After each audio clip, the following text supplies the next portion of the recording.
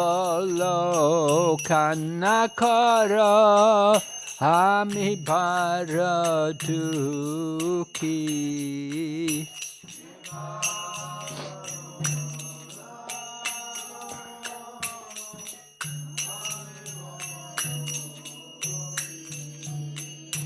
Daya Koro Sitapati Advaita Gosai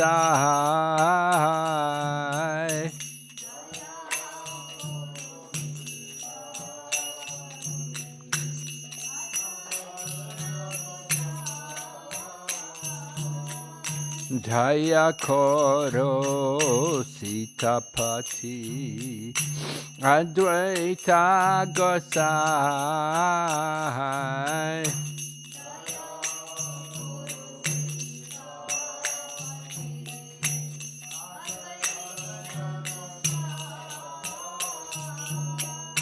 Tava Kripa Bole Pai Chaitanya Nitai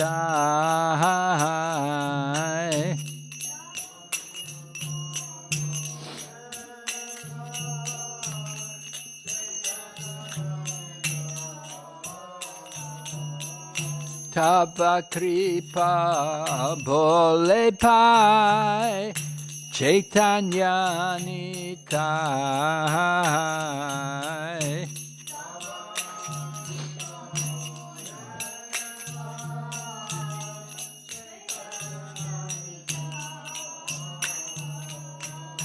Ha Swarup Sanatan Rupa Raghunath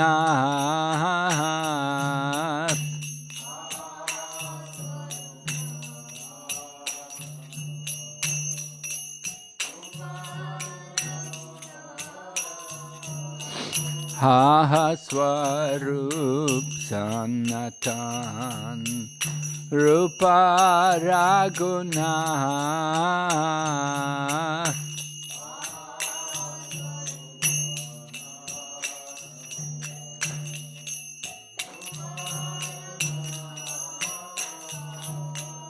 Bhata Yoga Shri Jiva Prabhu Lokanath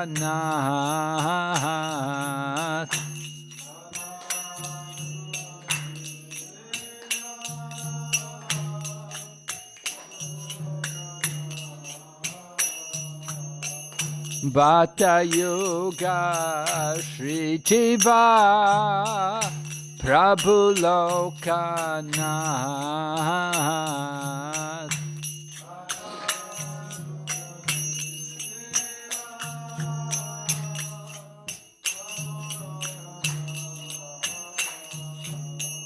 Daya Koro Shri Acharya Prabhu Srinivas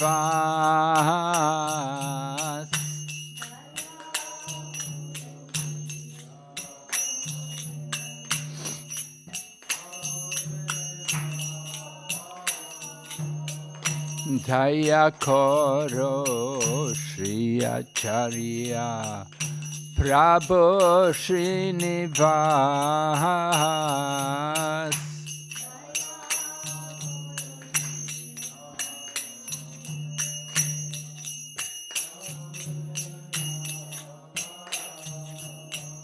Ramachandra Sangamage Naratamadas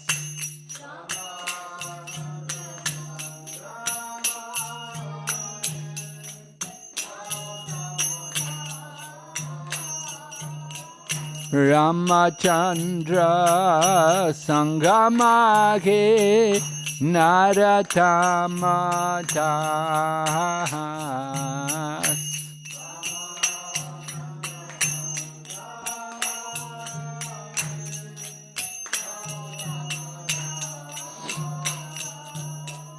Shri Krishna Chaitanya Prabhu Daya Kora More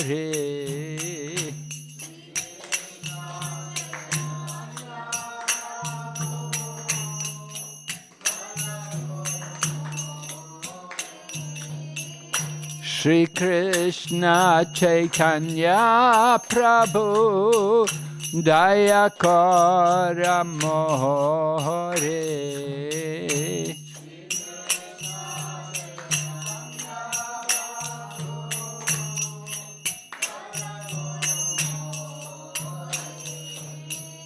Toma Bhina Ketayalu Jagata Samsare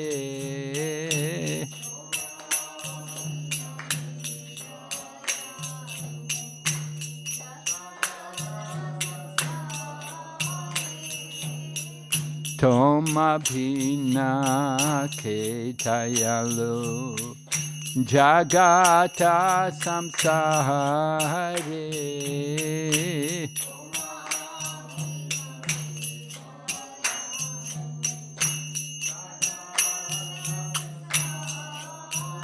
Nitai Gaur Haribo, Haribo, Haribo, Nitai Gaur Haribo.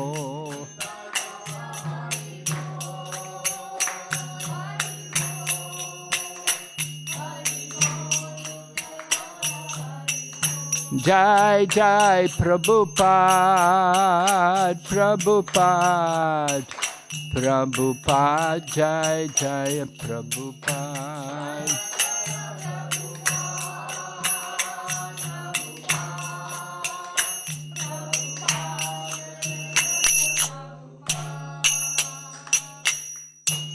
Gaur Premanande. Prabhu. Thank you. Om Namo Bhagavate Vasudevaya.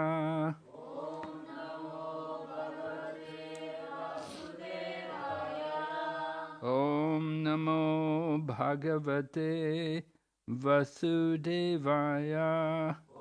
Om Namo Bhagavate Vasudevaya. Om Namo Bhagavate Vasudevaya.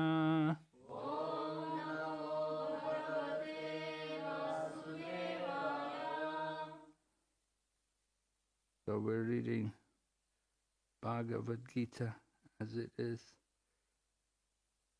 Chapter 14, text number 3.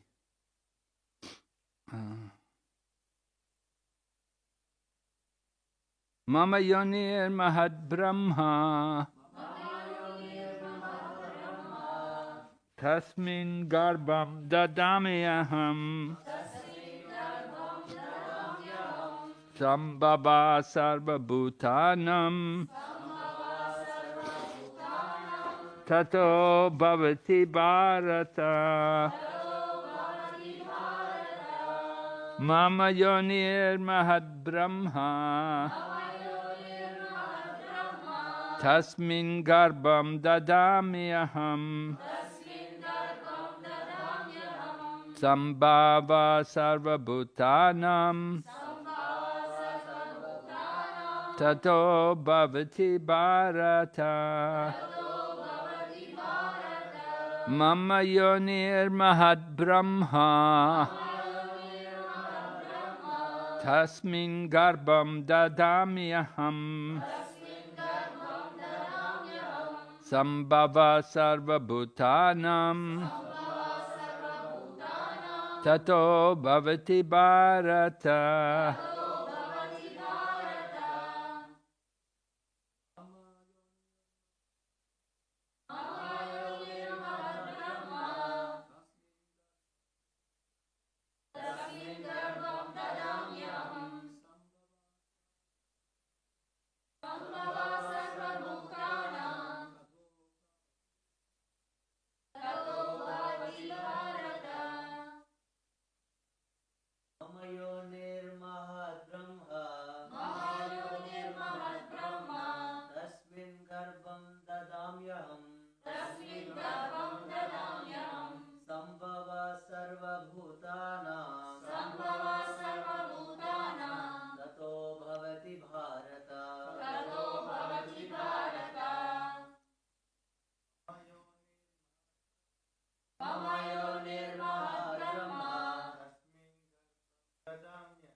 Tasmin garbham dadamyaham.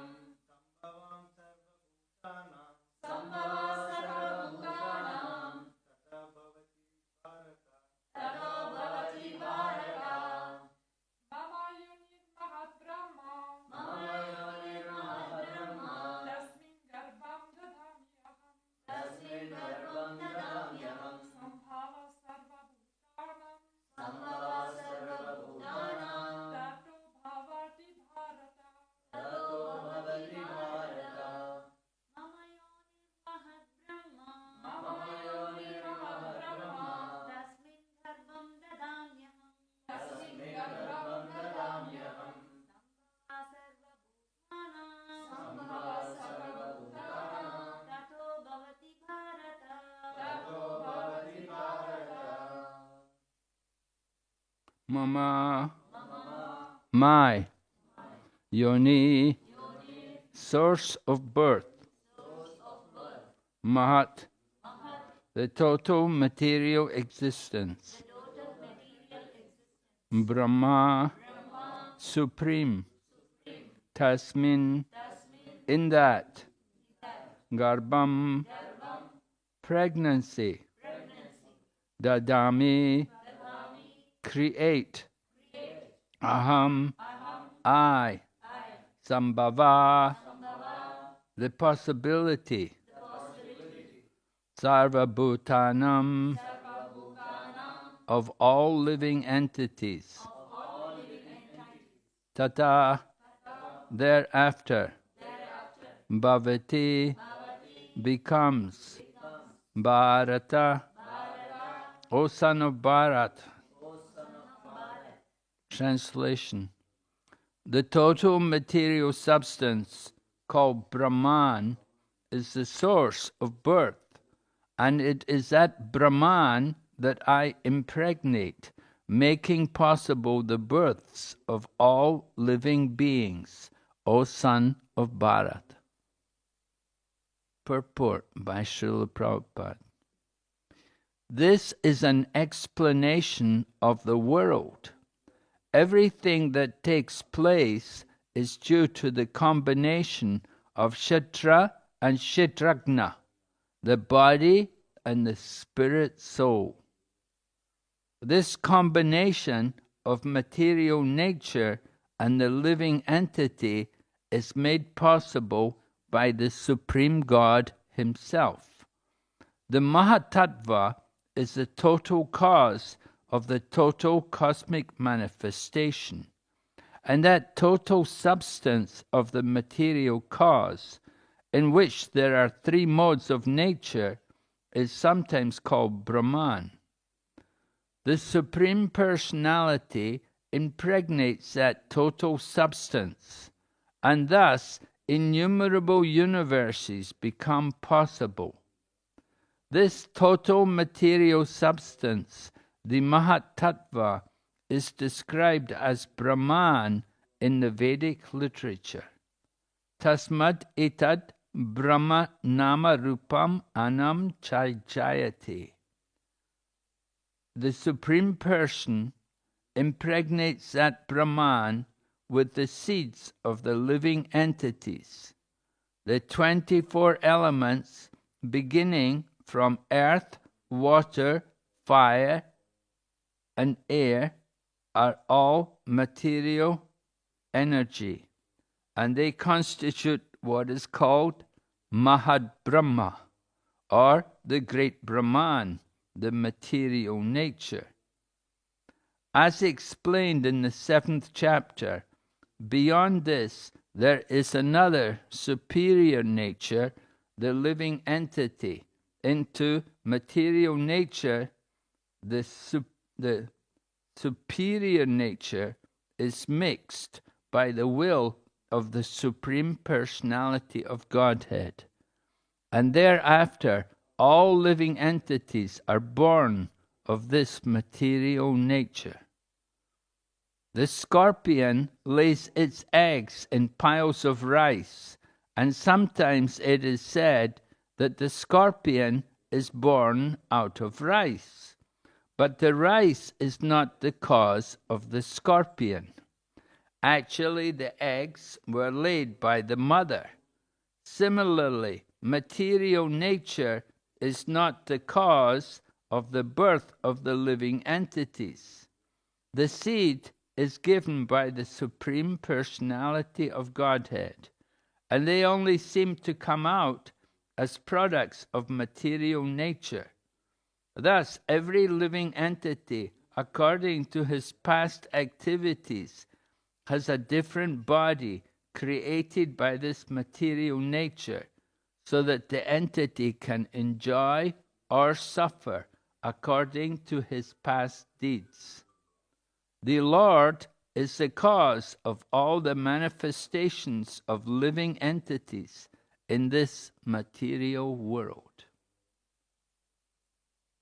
Om Jnanatimirandasya Jnananjana Shalakaya Chaksurunmilitanyena Tasmai Shri Gurave Namaha Shri Chaitanya Manobhistam Tapitam Yena Bhutale Swayam Rupa Kadamayam Dadati Swapadantikam Vandeham Shri Guru Shri Yata Padakamalam Shri Gurun Vaishnavamscha Shri Rupam Sakrajatam Sahagana Raghunathan Vitam Tam Sajevam Sadvaitam Savadutam Parijana Sahitam Krishna Chaitanya Devam Shri Radha Krishna Padan Sahagana Lalita Shri Vishaka Nitamscha Hey Krishna Karana Sindhu Dinabandhu Jagatpate Gopesha Gopika Kanta Radha Kanta Namastate Tapta Kanchana Goranke Radhe Vrindavaneshwari Vrishabhanu Sute Devi Pranamami Hari Priye Vanchakalpatarubhyascha Kripa Sindhu Bhayevacha Patitanam Pavanebhyo Vaishnavibhyo Namo Namaha Jai Shri Krishna Chaitanya Prabhu Nityananda Shri Advaita Gadadhar Shri Vasade Gaur Bhaktavinda Hare Krishna Krishna Krishna Hare Hare Hare Rama Rama Rama Hare Nama Om Vishnu Padaya Krishna Pastaya Bhutale Srimati Bhakti Vedanta Swami Iti Namane Namaste Saraswati Devi Gauravani Pracharini Nirvishesha Shunyavadi Paschatya Desatarine. So this is an interesting verse here in the 14th chapter. Lord Krishna is describing about the nature of the material world, right? The total material substance called Brahman is the source of birth, and it is that Brahman that I impregnate, making possible the births of all living beings, O son of Bharata. So the Brahman, that is there are different ways of understanding Brahman, you see. Sometimes it's confusing for people. We should understand Brahman is different from Brahma, of course. Lord Brahma is the Deva who's born from the lotus flower. But Brahman means the spiritual energy. And that spiritual energy is one of the manifestations of Lord Krishna. In Srimad Bhagavatam, it is stated, Vedanti tadvadvam vijam, tadvam yajnanam avayam, brahmeti paramatmeti bhagavan iti sabhyate. That learned transcendentalists call the absolute truth as Brahman, Paramatma, and Bhagavan. So there are three different realizations of the Absolute Truth. The Absolute Truth can be known as Brahman, it can be known as Paramatma, it can also be known as Bhagavan. Brahman is the impersonal aspect of the Lord, the impersonal aspect of his energy, all-pervading and without personality. Paramatma is referring to the Supersoul in the hearts of every living entity. Paramatma is in every atom even. So Paramatma is another aspect of the Lord, indicating the Lord as a person. And then Bhagavan, that not only is he within everything, but he's also a person, separate from everything. So the Lord also exists as Bhagavan, as a person, and he has his own abode. But he has these different features, Paramatma and Brahman. They're different aspects of the Absolute Truth. So some people, they focus on the Brahman. Particularly, we would speak about Brahmagyanis and impersonalists. Their attention is focused on the Brahman. Shankaracharya gave a lot of importance to the statement in the scriptures which said, Sarvam Kauv Idam Brahma. Sarvam Kauv Idam Brahma. That everything is Brahman. So we are Brahman, and everything, every living entity, everything in this world is Brahman. It's all the energy of the Lord. Right? So, of course, people, they misunderstand that and they think, oh, we're all God.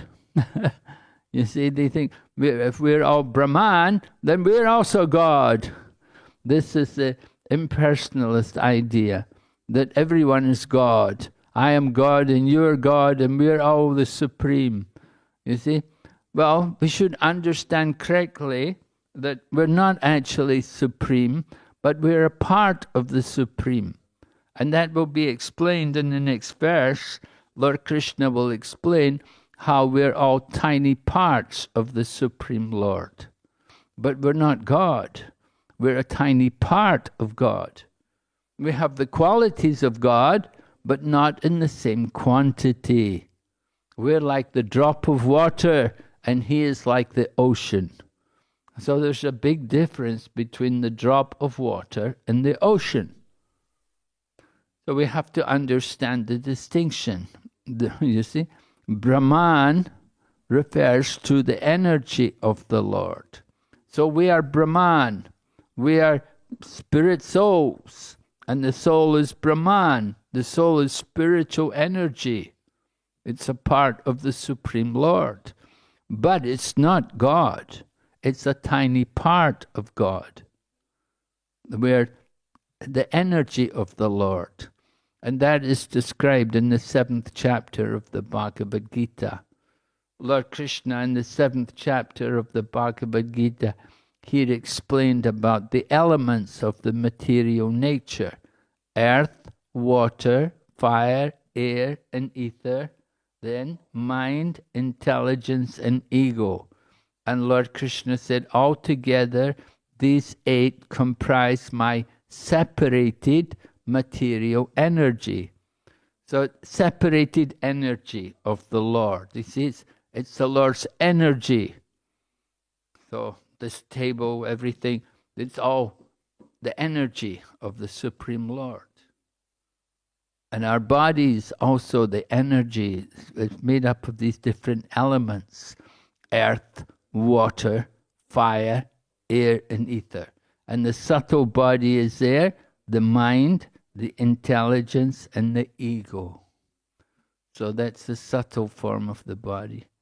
But in order for the body to function, there has to be the Kshetrajna, right? Prabhupada spoke about everything that takes place is due to the combination of the Kshetra and the Kshetrajna. Kshetra means the field. Just like outside, we have fields there, right? There's fields around here, many fields. So people have to do, they will do different things. Someone will grow flowers, someone will grow vegetables, someone will grow grass, and somebody will, won't do anything. They'll just leave it, just let the weeds grow. So according to how you harvest the field, you produce different things. So the kshetra, the body is like a field, and we're all working. People are working in different ways. Some people are doing pious work, and some people are doing sinful work. But everyone's doing some kind of work, some kind of activity. So the body is the kshetra, it's the field. And the kshetragna is the knower of the field. Just like you have a field, the farmer knows the field. The farmer knows what he planted. He knows what he's trying to do with the field. Sometimes he'll try to grow something, and other times he'll just leave the field and let the field have a rest. So the farmer knows. The same way the soul, the kshetragna, the knower of the field, is the soul within the body. He knows about what's going on in the body. Right? He knows everything. The soul knows what we're doing. Remember, within the body, there's not one soul, but there are two souls. There's the individual soul, the Jiva Atma, and there is the Param Atma, the supreme soul, the super soul. So it's like two birds in the tree. Two birds in the tree. One bird is eating the fruit, and the other bird is a witness. Right? You may have a tree, a nice tree, maybe cherries. You go grow cherries. And if you have a cherry tree, all the birds will come. They'll eat the cherries. So, the same way there are two birds, two souls in the body. I'm giving an analogy. The two souls are like two birds in the tree. Two souls are in the body. One soul is causing the activity, and the other soul is the witness. The super soul is the witness. The super soul knows what we've been doing. We are doing the different activities, we desire different things, we're performing so many activities, and the super soul is the witness to all these things. And he carries the memory. When we go from one body to another, the super soul carries the memory of what we have done in the past, and it will decide according to what we did in the past. It determines the type of body we take in the future. That's the law of nature, the law of the material nature. One soul is in the body of a dog. Why? Because they misused their independence. They did not do proper activities. So they're put into the body of an animal, like a dog. And another soul is put to a higher planet, in the body of a demigod. And they enjoy opulence and a long life and a lot of sense gratification because they have done a lot of pious activities. So different bodies are there. The Vedas say there are some 8,400,000 different species of life. Now, out of these 8,400,000 different species, 400,000 are human species. There's different types of human beings. In Europe, generally, we're Caucasians, right? We have the European body. And then if you go to the Oriental countries, you'll see the bodies are very different. In China, they have a different kind of body, and the eyes are smaller, different body. And Africans, they have another kind of body. And different races are there all over the planet. So we see it said there are 400,000 different species of human beings. And the human being species are not only on this planet. On other planets you will also find there are some planets also where there are human beings also. So it's not only on this one planet. It's very wrong to think that life only exists on one planet. But life is everywhere in the creation. Wherever you go, even you go to the sun planet, which is fire. Within fire there are living entities. We will be surprised to know, but it's certainly possible. Within fire, they have a fire body, so they can live in fire. Just like fish, they live in the water. We live on the land. There are living entities who live in fire. And there are insects and things like worms, they live in the ground. So they can, different bodies, they can live in different conditions. So everything is a combination of the field and the knower of the field. The field meaning the body, and the knower of the field meaning the soul. And there are two souls, the individual living entity and the super soul. So they come together. And Srila Prabhupada explains, the material nature and the living entity is made possible by the Supreme God Himself. There's a controller over everything who's arranging for all of this. So the total cause is a Mahatattva. There's something called the Mahatattva.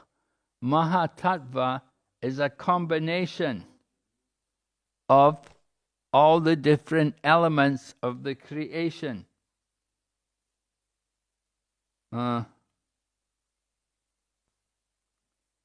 Prabhupada explains here that the Mahatattva it's made up of 24 elements.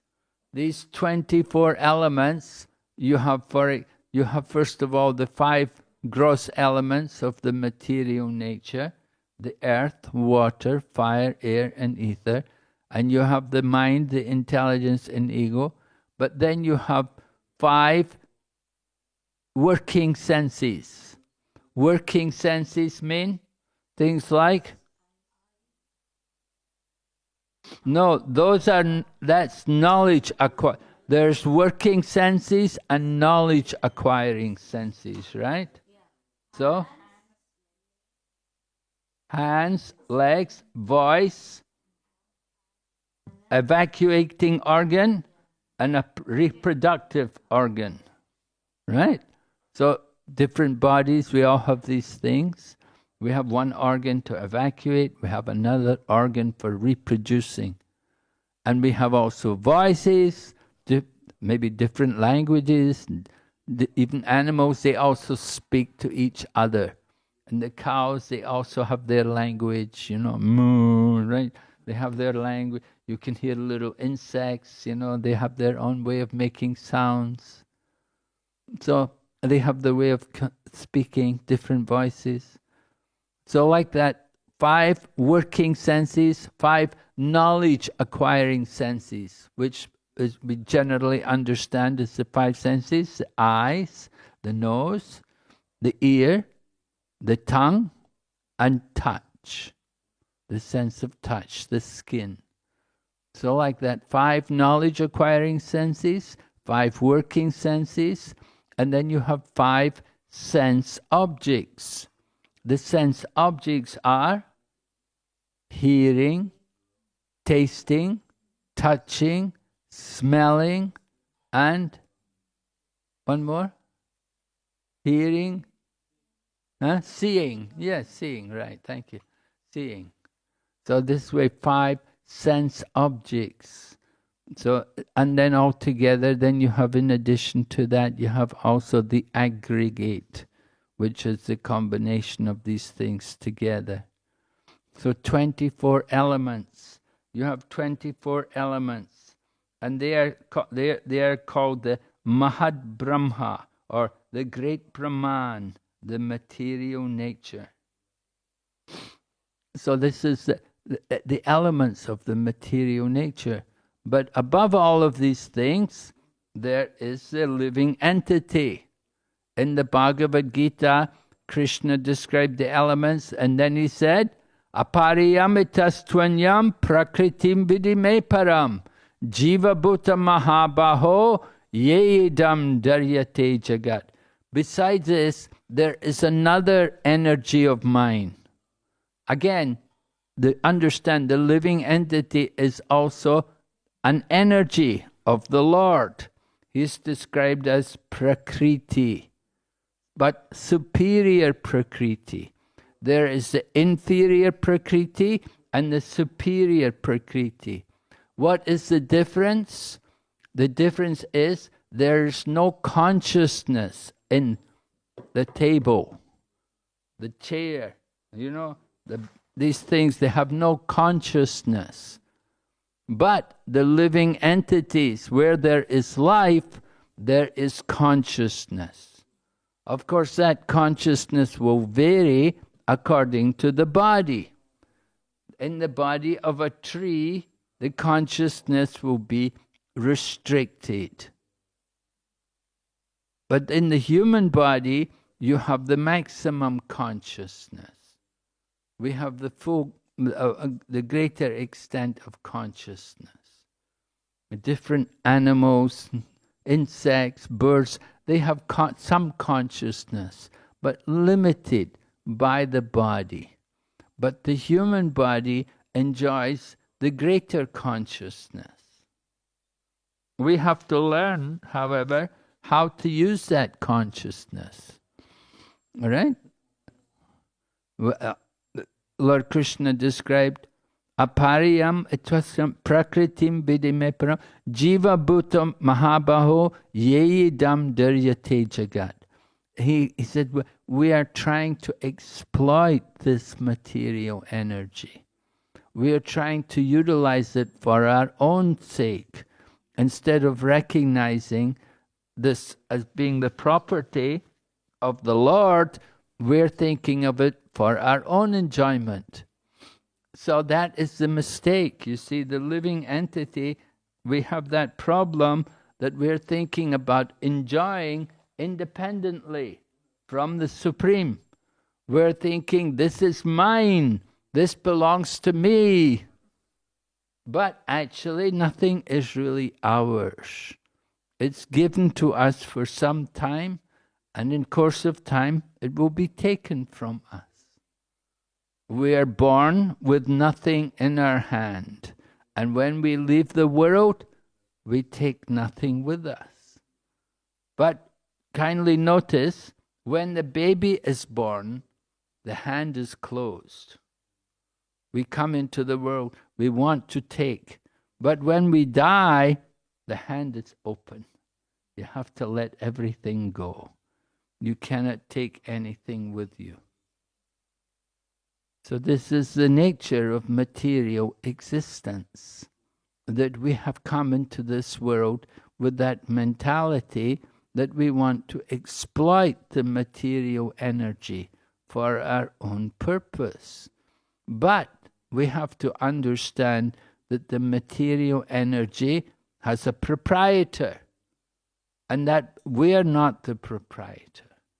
We are given things for some time. We're like tenants, just like you may rent an apartment, but the landlord, he's the one who owns it. You're living there, you're paying some rent. So the same way, we're living in this material world, we're living with a material body, we have to pay some rent. We're meant to pay some rent to the proprietor. And that rent is meant to be, that is the purpose of yajna, or sacrifice. we're meant to do some sacrifice for the pleasure of the Supreme. So this is how we're meant to live in the material world. The living entities, Prabhupada gives an example. He talks about the scorpion laying eggs in the rice. So people have a bag of rice, and then when they see some scorpions appear from the rice, they think, oh, from the rice, the scorpions have come. But it's not that the rice produced the scorpions. It was the scorpion went into the rice and laid the eggs. The scorpion entered into the rice and laid its eggs in the rice, and in course of time the eggs hatched and little baby scorpions came out. So less intelligent people, they think that from the rice the scorpions have come.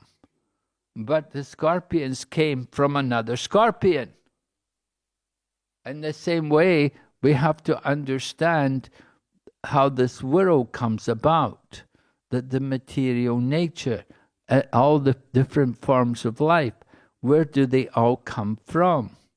They don't just come only from our own effort.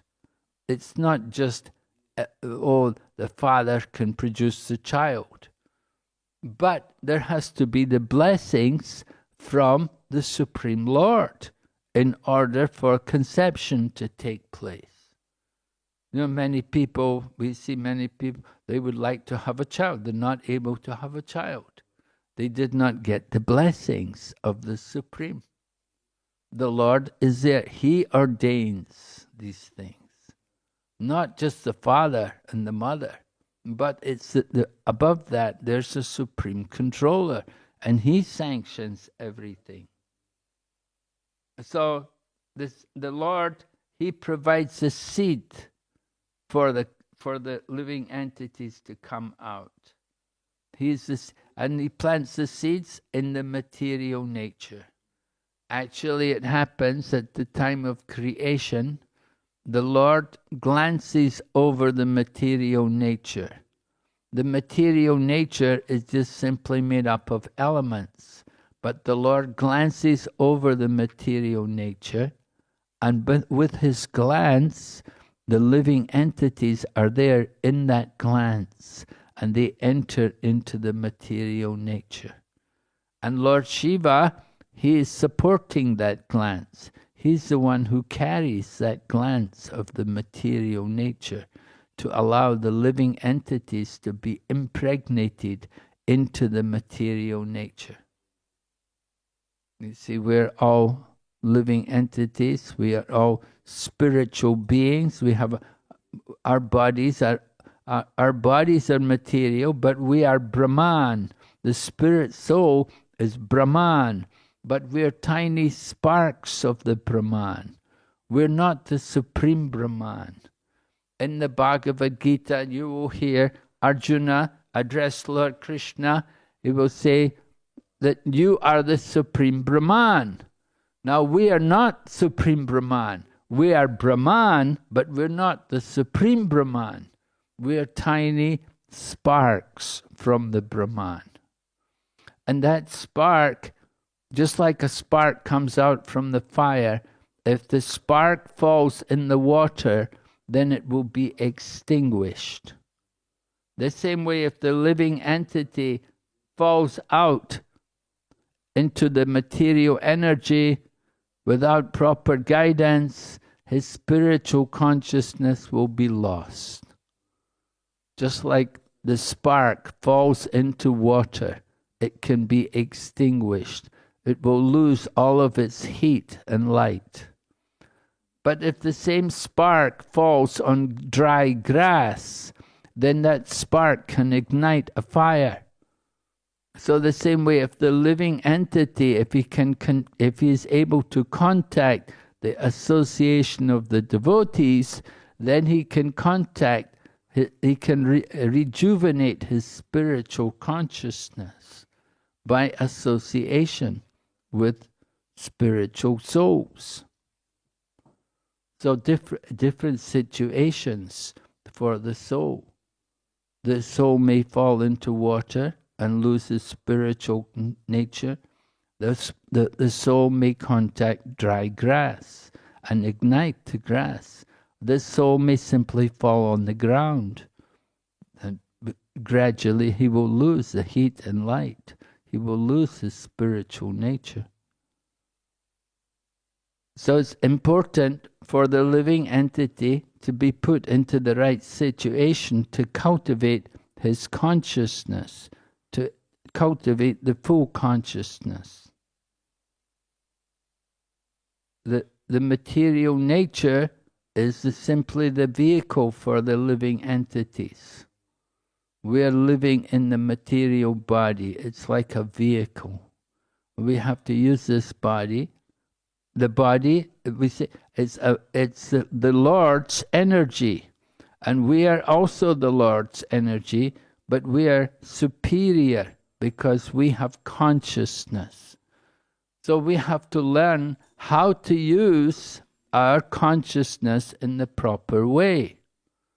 If we use the consciousness simply for our own sense enjoyment, independent of the Supreme, then that will bring us reactions, unpleasant reactions, which will keep us in the material existence and which will put us into lower forms of life. But if we use our consciousness for elevating ourselves by working in the service of the Supreme Lord, then we can elevate ourselves. And ultimately, we can free ourselves from the material bondage and go back into the spiritual realm, beyond birth and death. Right? So the material body is given to us. It's an opportunity for us to think, how do we want to use this body? How do we want to live in this world? So Krishna is giving all of us a choice. He's put us in this material world and He's given us a material body. It's up to us to know how to make proper use of the body. So we are all Brahman, but we're not the cause of the manifestation. You know, we didn't do anything. We're simply tiny parts of that Supreme Brahman. And we have the eternal relationship with the Lord. All right, so are there any questions? Yes?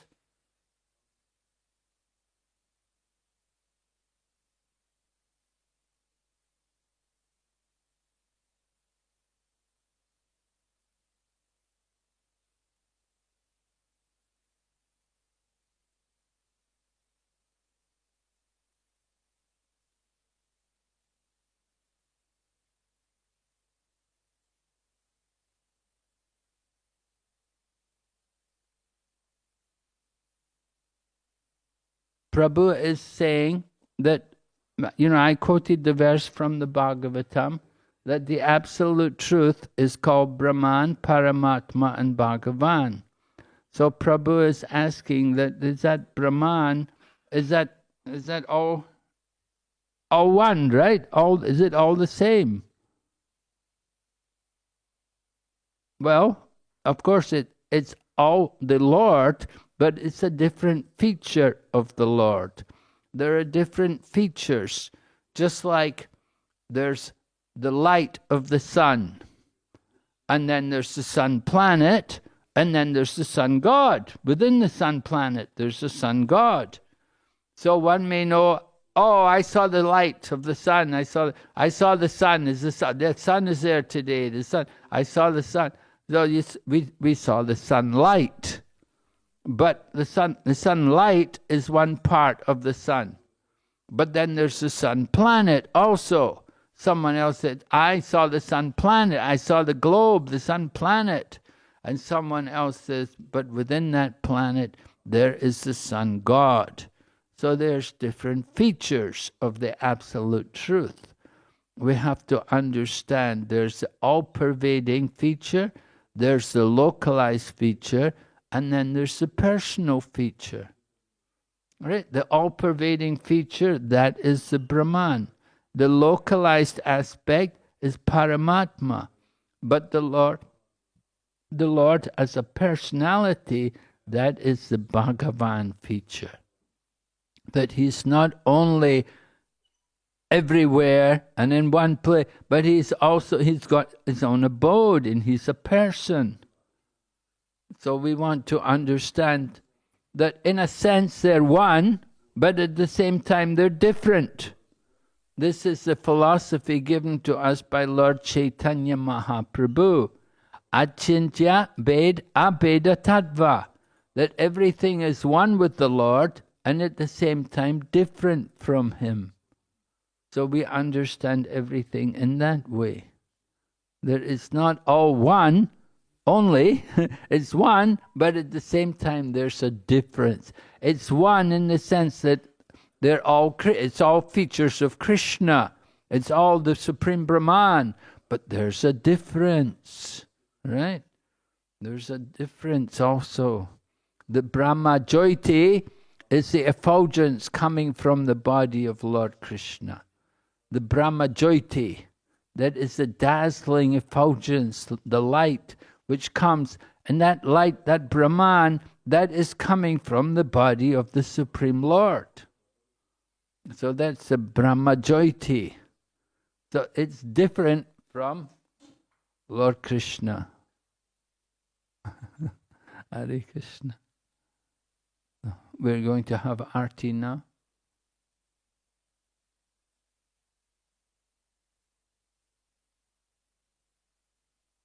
Okay, are there any other questions then?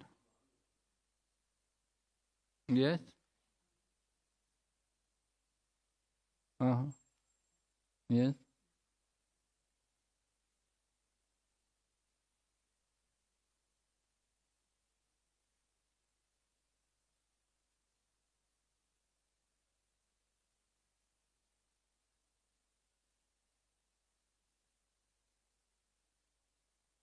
Yes?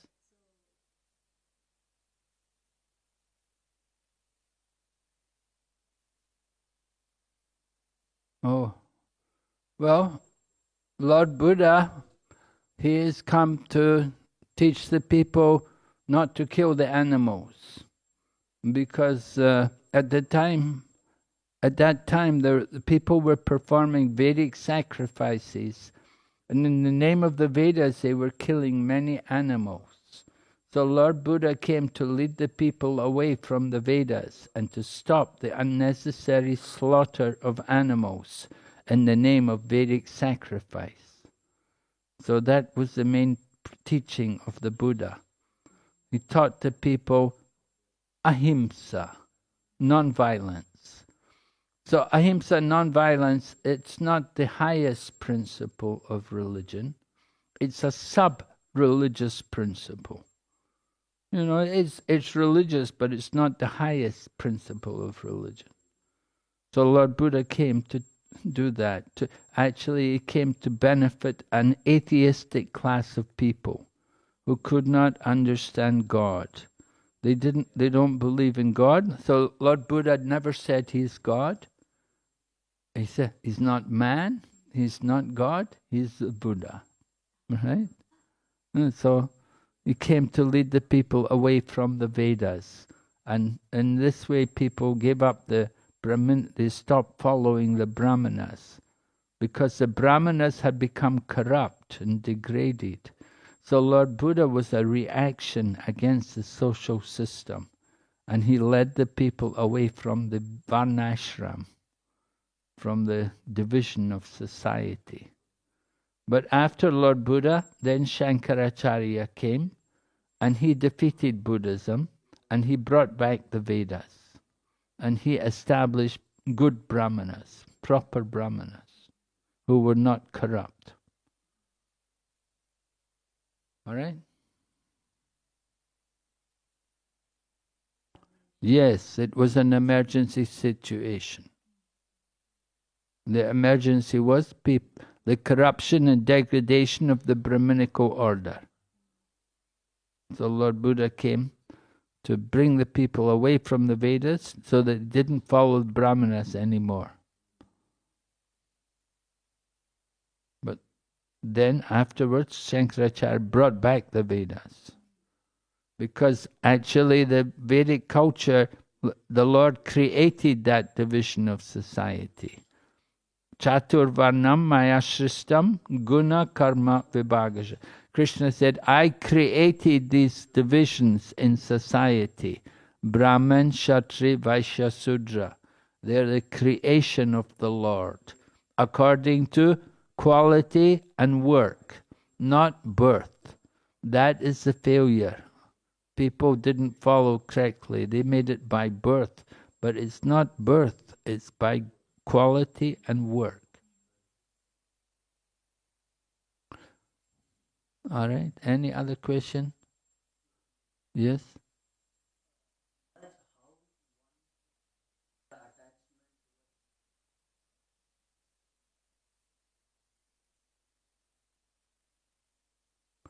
Yes. How can you divert yourself from material attachment?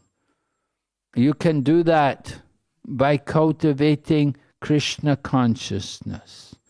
Just simply by chanting the holy name of the Lord.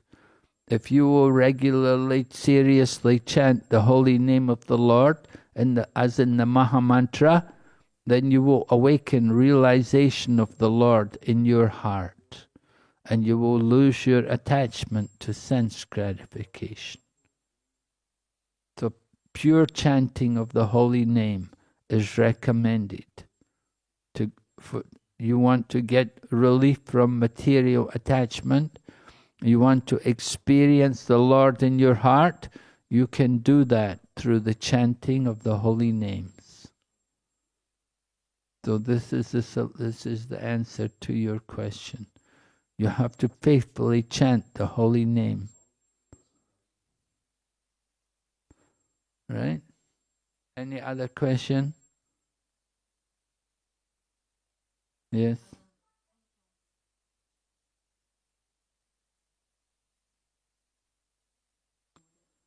How can you know that you're progressing? You should know that you're progressing as you lose the taste for material sense gratification. You become less interested in material pleasures and you think more about spiritual pleasures. You think more about coming to see the arti and to worship the Lord. And you think less about watching Bollywood movies and going to cinemas and wasting your time in so many mundane activities. So when you lose your taste for material activities and you have a strong desire for spiritual activities, that means you're progressing. Just like when you eat, how do you know that you're not hungry anymore? Yeah, you feel satisfied, right? And so in the same way, you will feel inner pleasure. All right? Hare Krishna. Yes?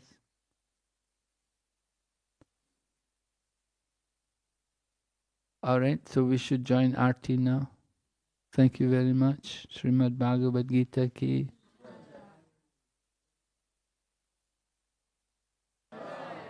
Srila Prabhupada ki.